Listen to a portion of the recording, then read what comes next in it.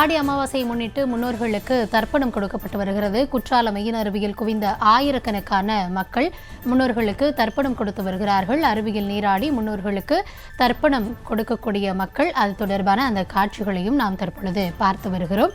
இது குறித்த விரிவான விவரங்களோடு இணைகிறார் எம்முடைய செய்தியாளர் மாரிமுத்து. வணக்கம் மாரிமுத்து. இன்று குற்றாலத்தில் மக்களின் வருகை எந்த அளவிற்கு இருக்கிறது, அங்கு செய்யப்பட்டிருக்கும் ஏற்பாடுகள் மற்றும் பாதுகாப்பு தொடர்பான விவரங்கள் குறித்து சொல்லலாம்.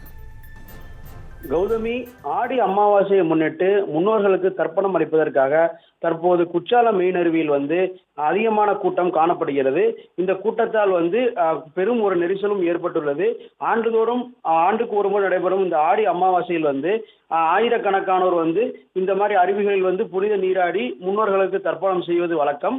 அந்த அடிப்படையில் குற்றாலம் மெயின் அருவியில் காலை முதலேயே ஆயிரக்கணக்கானோர் அருவியில் நீராடி முன்னோர்களுக்கு தர்ப்பணம் செய்து வருகின்றனர்.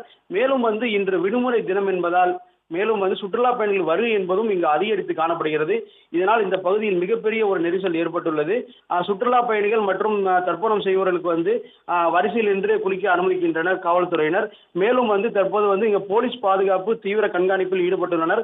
குறிப்பாக அனைத்து இடங்களிலுமே காவல்துறையினர் தற்பொழுது தீவிர சோதனையிலும் மற்றும் அந்த முன்னேற்பாடு வசதிகள் செய்வதிலும் மும்முரம் காட்டி வருகின்றனர். கௌதமி, தற்போதைய விவரங்களுக்கு நன்றி மாரிமுத்து.